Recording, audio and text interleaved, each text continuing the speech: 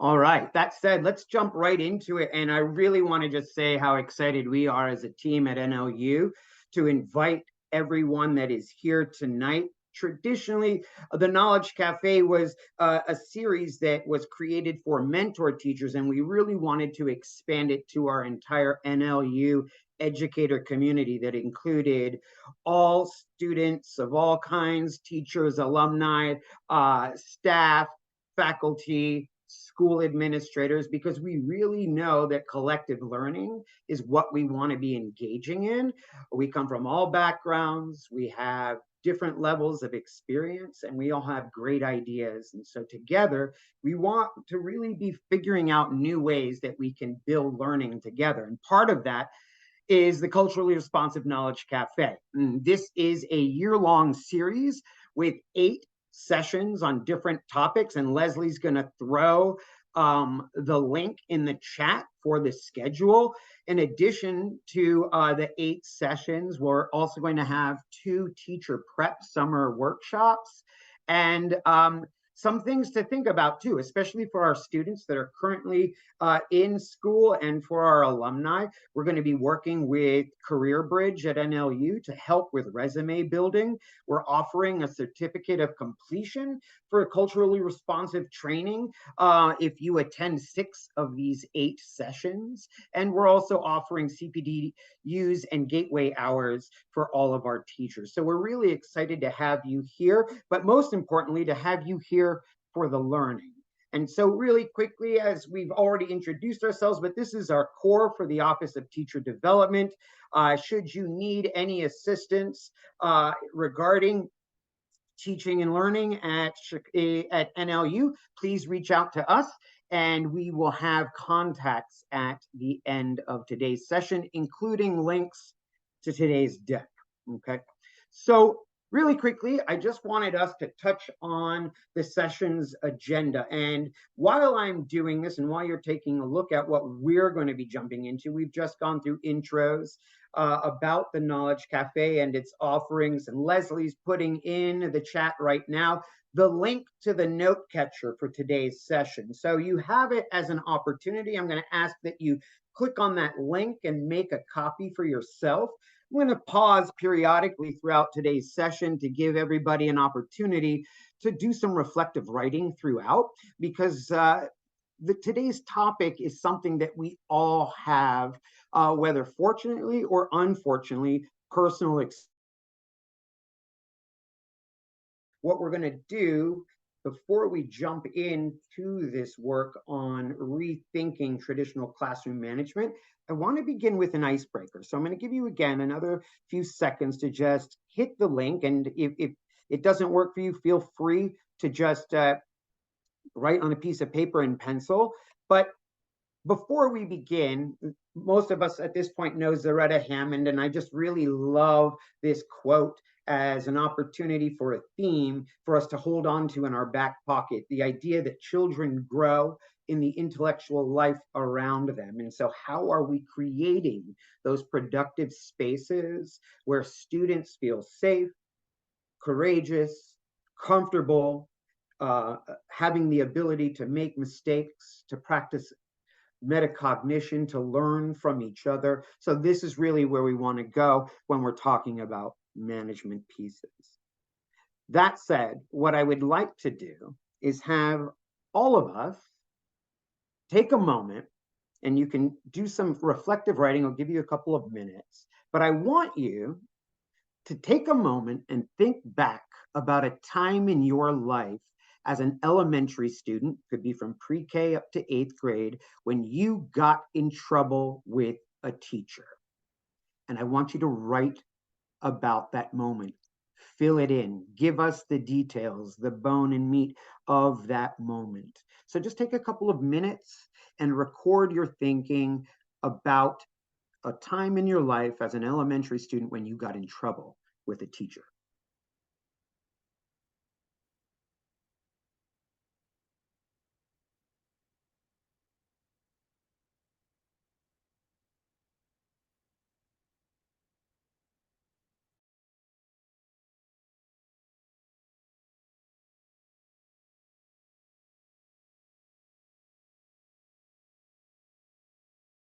Feel free to jot down as many or as little details as you have. Just make sure you have that memory in your head.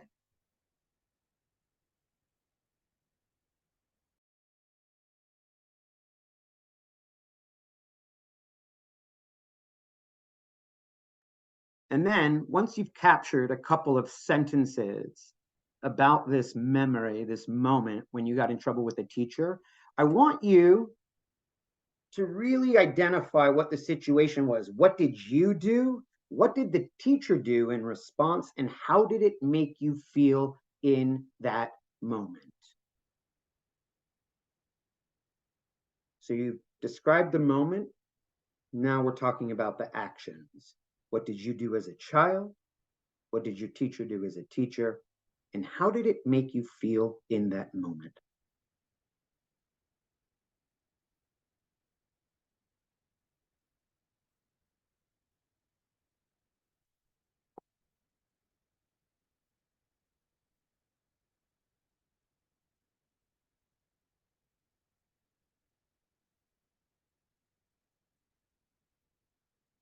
Let's take about 1 more minute, capture that last idea, that last thought.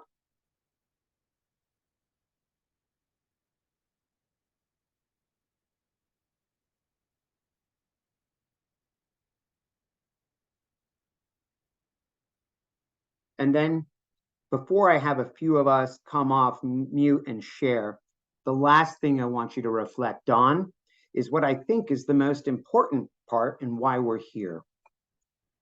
Why do you think you still remember this moment after all this time?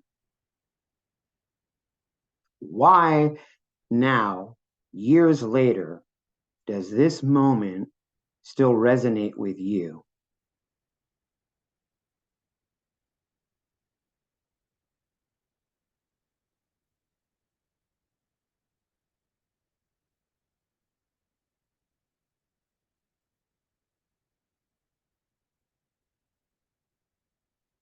Let's take about 1 more minute.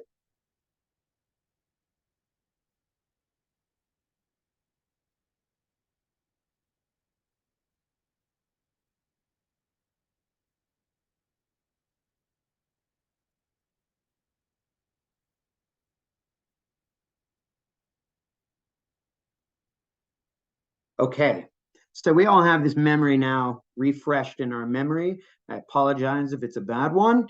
But what I'd like for some of us to do is come off mute and share. What was this time that, what did you do? And what did your teacher do? And why do you think you still remember it after all these years? Anybody can feel free to come off mute and share. I'll share. Okay. So I was in 5th grade and I did not complete a social studies assignment, and I always did my homework. This was probably one of the rare times I did not, because it was a beautiful day like today and I chose to play outside with my siblings the night before. And I did all my homework, but didn't get time to do that one. So my teacher, Miss McLaughlin, she made me put my nose in a circle that she drew on the chalkboard, and I had to stand there while everyone else went over their social studies assignment. Wow. Wow, Stephanie, that's like corporal punishment, right? There was a lot of spanking going on at my school too. I live in a rural community. So it was, there was encyclopedia spanking going on. It was an interesting school for sure. And Stephanie, I mean, it sounds pretty self-explanatory, but why do you hold on to that one specific memory for yourself? I do because I never got in trouble. I always did my homework, and I thought that this one time, and it wasn't because I didn't choose. I mean, I guess I did choose to go play, but it wasn't that I just didn't want to do my homework. So it made me mad, and I tried explaining that, and she didn't listen. And then the punishment was humiliating. I'd never gotten in trouble before, and it was terrible. 100%. Thank you so much, Stephanie, for sharing that. Thank Can we you. get somebody else? It's Stephanie Lane Baker, another Stephanie. Hey, Stephanie. Well, a time that I remember, boy, fifth grade must be a corker. It was, I was going to a parochial school, and I'm a child of hybrid interfaith. I'm a Baha'i Catholic. And I had a fifth, sixth grade classroom, and my peer, who I guess was my good friend, on a dare during the liturgy, which happened during the school day in the church, was dared to kiss me. And of course, I leaned in for the kiss because later on we would become quite an item. But um, one of our teachers, a nun, saw us and immediately dragged us both up to the classroom and made us write. These were called tasks, where you had to write about 100 times, "I will not kiss a boy during liturgy." I felt very guilty. I felt stigmatized because I was a very good girl. And my friend was also a very good boy. And I still remember to this day because I was such an obedient child. And this really, you mentioned punitive. Yes, this was very punitive. And as a teacher now, I don't ever do that to a child. I never Right. would. I mean, there are different ways we handle things, but having to force a child to write 100 times, "I will not kiss a boy during liturgy," particularly when I've never done anything like that. Well, that was my story. Well, thank you so much, Stephanie. That's amazing. Let's John, get can one I more. share mine? Alice, how are you? Yeah, I gotta share this. I think it's like me Hi, getting back Dr. at that teacher. Jackson. Hi, hello, Stephanie. That's my Mhm. Stephanie. Hi, Yeah. sweetie. Hello. Let- I was in, I think it would have to have been fifth grade. It had to be fifth grade. I had told this one before. Mrs. Shorn was walking around and reading to the students or reading to us. And I was rubbing a pencil over the ruler on a piece of paper to, make the print of the ruler come up. And she came over before I knew it. She took her hand and threw my books on the floor, screaming, "You won't learn anything. You won't know anything." And she did it so fast that it scared me. It just humiliated me and scared me. And I could feel myself. I can still feel it. It scared me because the whole class got quiet because it scared everybody, but especially me. And I never forgot that. And I'm 70 years old and I still remember what she did to me. That is amazing, Alice. Thank you. Thank you all, to Stephanies and Alice, for being so vulnerable and sharing those moments. I identified a couple of trends. One is that all three memories were in fifth grade. And just for the record, I'm a former fifth grade teacher, so you all need to watch it. Second is that I think it's really interesting that every student, all three of you, identify as a good student, meaning well behaved, and yet when you get in trouble, it's almost like the trouble is compounded because you can't believe that a teacher reacted to you in this way. So in a lot of ways, and that's what we're going to be focusing on today when we're thinking about rethinking traditional classroom management as our session's essential question and why it's so important, is because oftentimes when we're talking about traditional classroom management, the means do not justify the end, meaning the crime doesn't fit the punishment. And when we're talking about how students react, as you look at what the research says, not just on how it negatively impacts students, but also how it negatively impacts teachers, especially our pre-service teachers, teachers within those first few years of education. The number one cause for leading teachers to leave the profession is issues with classroom management. And so when we're thinking about how do we rethink traditional classroom management? We really need to recognize that what we've been doing in the past doesn't really work. And when we're thinking about our students, I always think it's a great headspace to be in. I have been in hundreds of elementary schools. I have met with thousands of teachers and students. I've never once met a student that said that they like to go to school to be ridiculed by an adult in front of their peers. That's not why students show up every day. So how do we rethink the way that we engage students? And a lot of this is what we're going to be discussing together.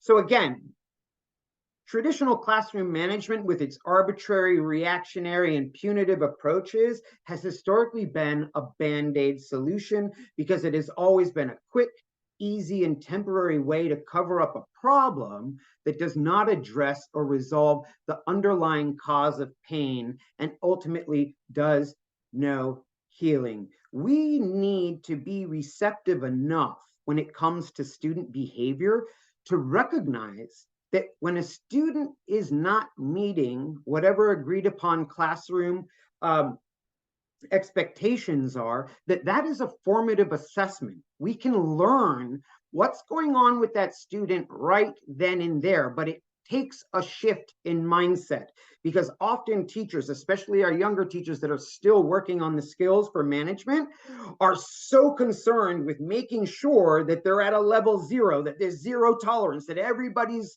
paying attention, that everybody's obeying the rules of the classroom, that there can't be any disorder at all, that things start to fall apart.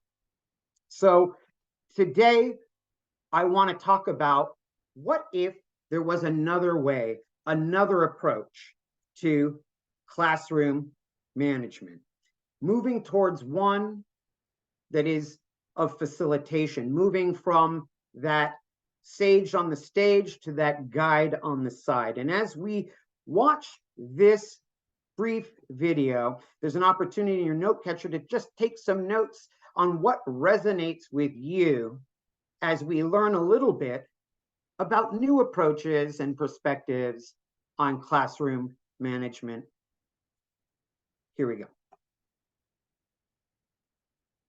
I was observing another classroom, and there was a little guy named Raphael. And Raphael was getting in a lot of trouble in this classroom. The teacher called his name so many times, I began to keep a tally mark every time she did. Raphael, stop. Raphael, don't. Raphael, sit down. Raphael, don't make me have to come over there. Raphael, Raphael, Raphael. She called Raphael's name 27 times in 7 minutes. Raphael was learning it was not a safe, fair, or equitable space for him. And all the other children in that classroom, they were learning how to treat Raphael. It is our responsibility to find and look for what's good, right, and best in every single child. Tom Herner, former president for the National Association of Special Educators, says, when children don't know how to read, we teach. When they don't know how to write, we teach. When they don't know how to ride a bike, we teach. But when children don't know how to behave, do we teach or do we punish? We punish. But what if we intentionally taught children how to behave? What if we taught them how to share rather than saying, you need to share? What if we taught them how to make friends, how to initiate play, how to take turns? And then, what if we gave them many opportunities to practice? Imagine a world where we intentionally taught children pro-social skills, gave them many opportunities to practice, and positively reinforced them every time they used those skills. Challenging behaviors would be greatly reduced. All right, just take a moment and jot down in your note catcher what resonated right there with you with this video clip from Rosemary Allen. And then I'd like a couple of us to come off mic and let us know what resonated. What's your thinking?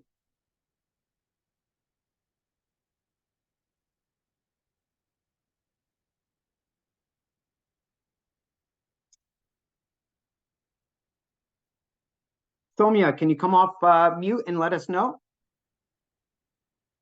Yes, while watching this video, I had during my methods class, I observed in a kindergarten class in the school nearby our house. So there was a immigrant child who came from a different country. He has never exposed to English. So all his learning is by following the actions. So there was a child in the same class named Willow, who was a child like Raphael in the example in the video.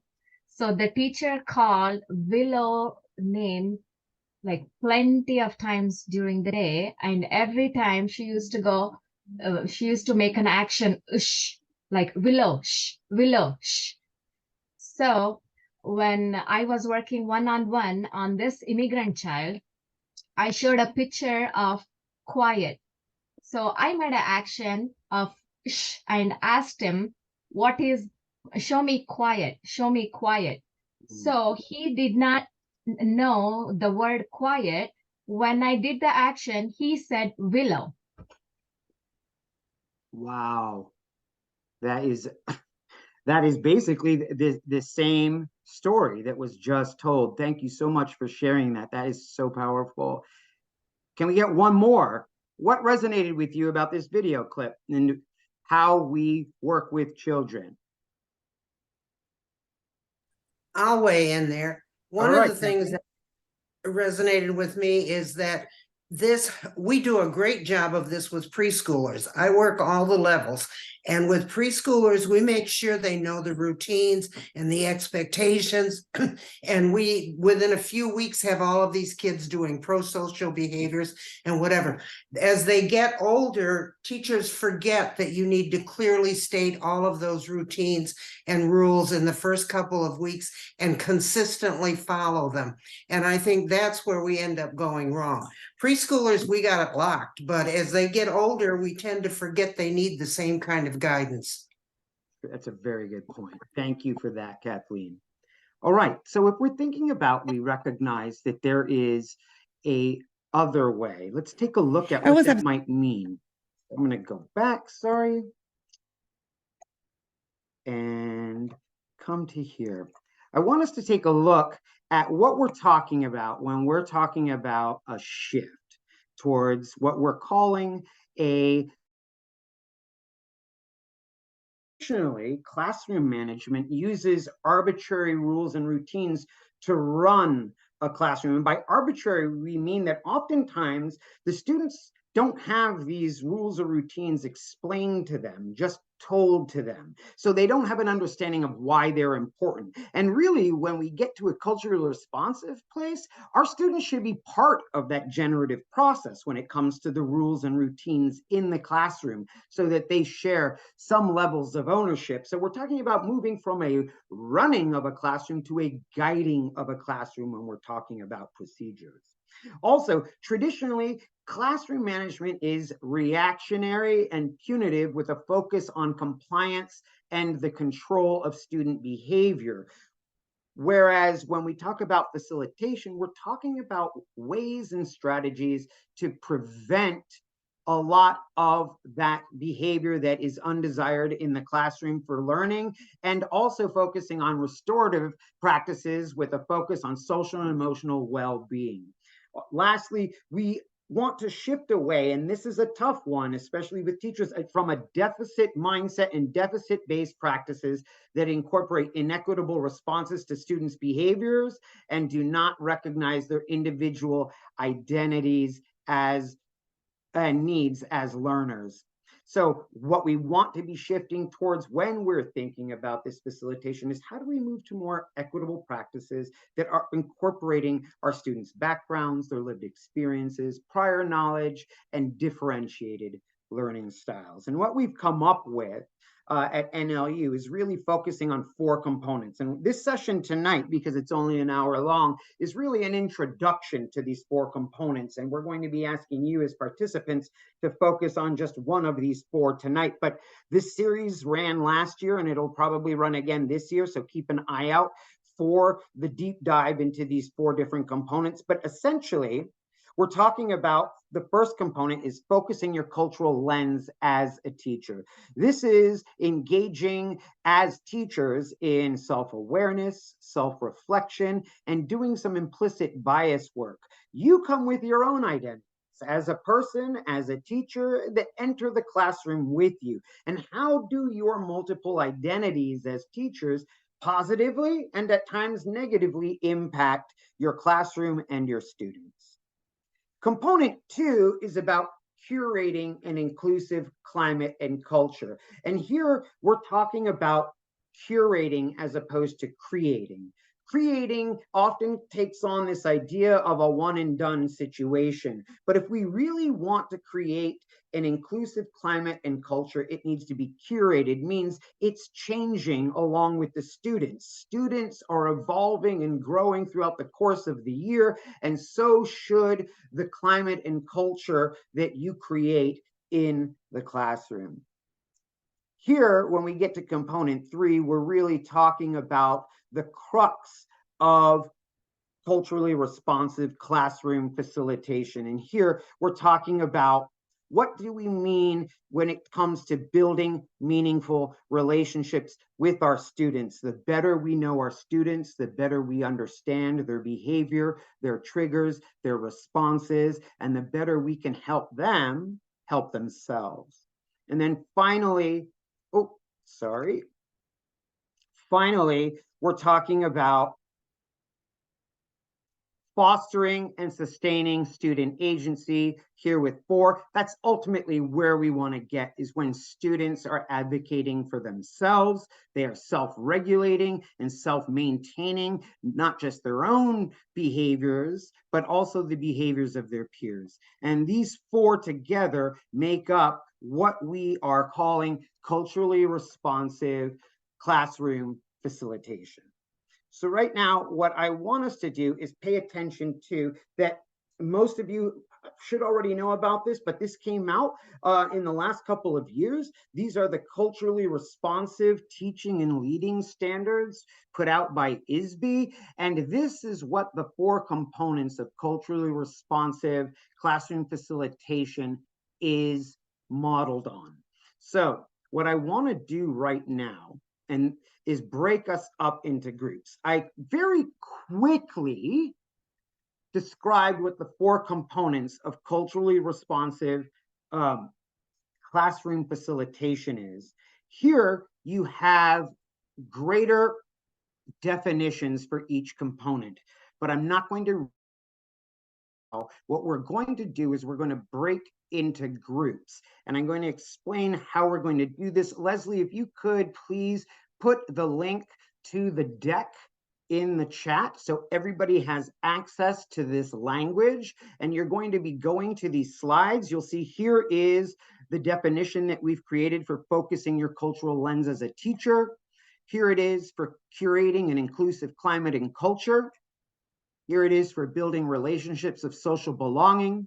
And here it is for fostering and sustaining student agency. Now, normally we would focus on all 4 of these components together, but for the sake of time, what we're going to do is this.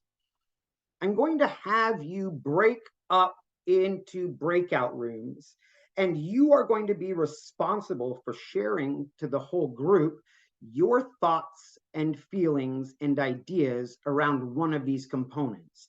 Anybody can give you a definition for these components, but we want you to breathe life into them based on your own teaching and learning experiences. So what's going to happen is you'll automatically be assigned a breakout room. Each breakout room will represent one of the 4 culturally responsive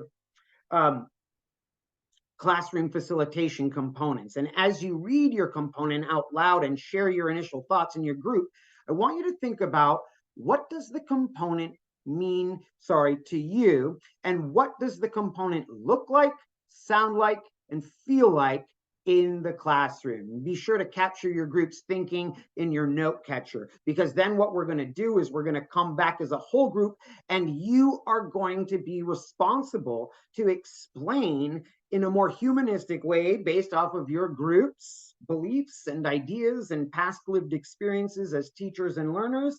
You're going to share your thinking about that component. So here's how it's going to work before Barb throws you into breakout rooms. If you get put in breakout rooms 1 or 2, you are responsible for component 1, focusing your cultural lens as a teacher. If you are in breakout rooms 3 or 4, you are responsible for breaking down curating and inclusive climate and culture. If you are in breakout rooms 5 and 6, your focus is on building relationships of social belonging. And if you are in breakout rooms 7 or 8, your focus will be on fostering and sustaining student agency. All right. I'm going to give us all a thumbs up. Barb, I think we're ready for breakout rooms, and you'll have about 7 minutes to work with your group and really fill out these definitions. We'll see you in about 7 minutes. Great, here we go.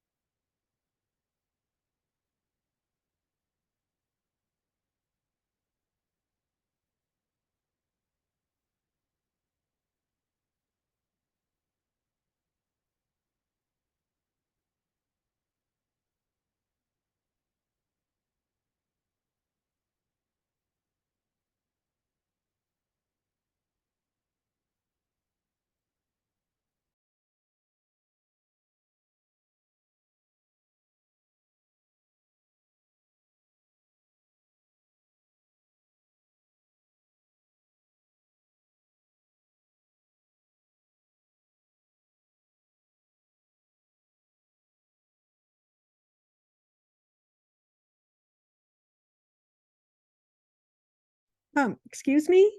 I didn't get put in a breakout room. Oh, there we go.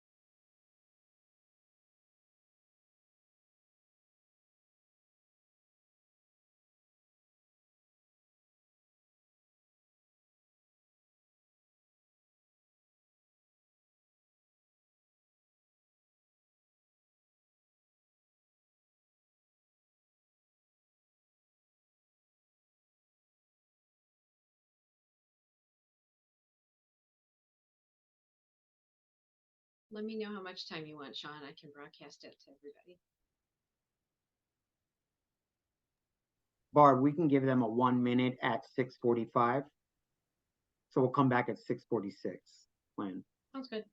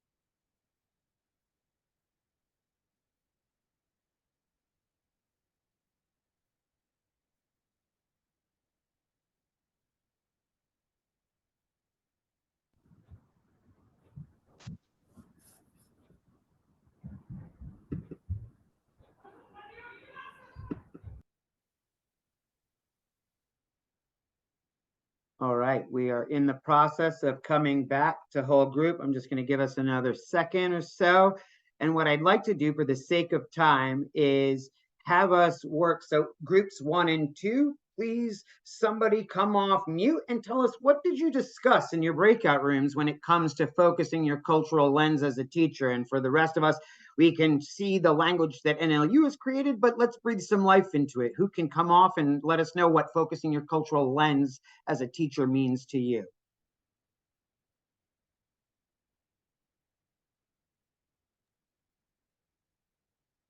I can't remember if I was in group 1 or 2, but we were discussing that first one. So we're in one of those.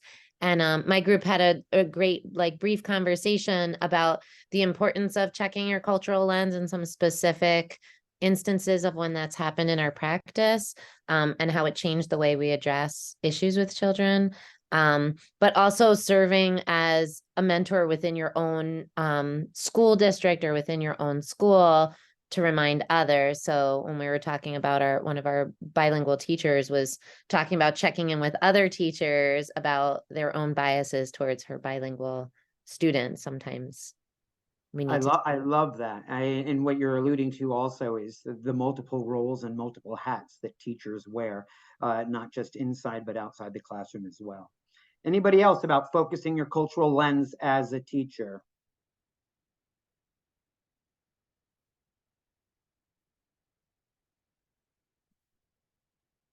Let's take a look at number 2.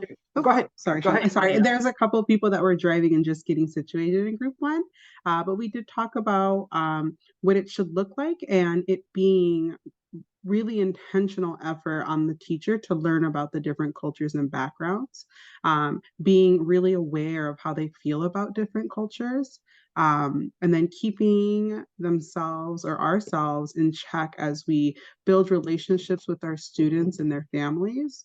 And then another component about feeling, it should feel a little bit uncomfortable as you step into really understanding what your own biases are, and participating in that self-work, that work that you should be doing on your own to be able to reflect on and help change that or understand or be aware of those biases. I love that. Yeah, that disposition and mindset of being comfortable with discomfort is so important when you are refocusing that cultural lens. Let's take a look at curating an inclusive climate and culture as we're looking at the language we provide. Who can come off mute and talk to us about what they discussed with component 2?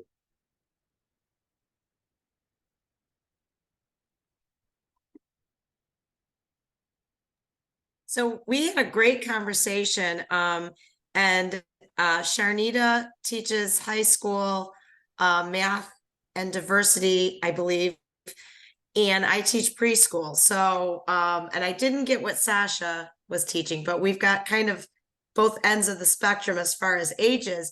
And one of the common themes was community. And we talked about how, as a preschool teacher, we're teaching them what it means. You know, we're teaching from that very, what is a community? And that word ours, like I always say, whose pencils are these? Whose paper is this? And they always think it's mine because I'm the teacher. And I'm like, no, it's ours. And then Sharnita was explaining how, and I love this, how her classroom lets the student for what they should be expected to do, but also for how the teachers should be relating to them. You know, how do they want to be approached by the teacher? You know, do they want peer praise? Do they want teacher praise? Which got us talking to like the universal design for learning about how it's not a one size fits all. And I just thought that was really, really cool to kind of, you know, ask them, you know, how do you want, you know, things to be handled, you know, because we're all different. So that was great. Love that. Yeah, I mean, the idea of incorporating students in the curating of that holistic learning environment is so essential, but oftentimes that's the number one stakeholder that gets overlooked, right? The students with their own education. So really changing that mindset and allowing them those opportunities from the very beginning, not just with how the classroom looks, but with curriculum and instruction components as well. That leads us into a really good situation with building relationships of social belonging. Who can come off mute and tell us, what did you all discuss when it comes to this third component?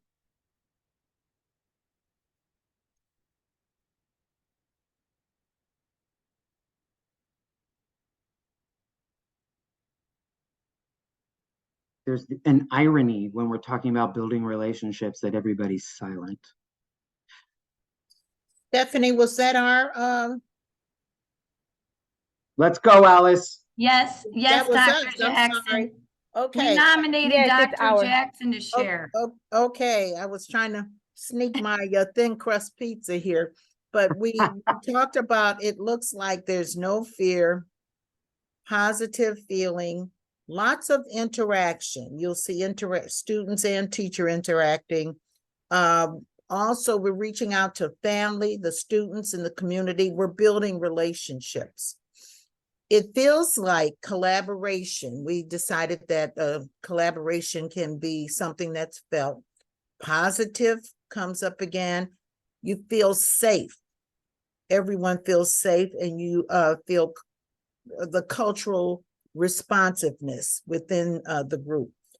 It sounds like professional, again, positive. There's a lot of care and loving there. Everyone, the students and teacher, there's flexibility. So if this way doesn't work, we try another way. It's okay. There's no mistakes. Discussions, critical thinking will take place, recognition of achievements and recognition of trying, agreements, reasoning, and lots of communication. Alice, thank you so much. I love that. The big takeaway for me, again, is the theme of what we're talking about when we're moving towards a culturally responsive classroom facilitation. It's that level of collaboration, as was stated about the second component when we're talking about curating climate and culture. How are we incorporating students in being part of those creations? And then with our first one, focusing our cultural lens, really, how are we making sure that we are addressing our students' needs? And it all gets down to this fourth component where we are looking to foster and sustain student agency so that they can advocate for themselves, right? So they can conduct self-reflection, they can self-monitor, self-regulate, and also do that with their peers. So looking at this language, who can come off mic and just share with us what you discussed about fostering and sustaining student agency?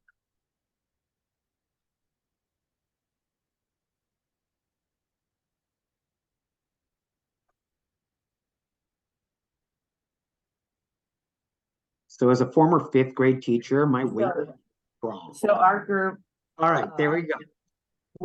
Some of us weren't really sure what it even meant, so we Googled it, and we saw that, of course, it is making students part of their learning, giving them choices and things like that. So say we are on a certain topic and, we give them option if they want to write a paper or do a project, putting their learning in their hands, giving them, letting them make decisions.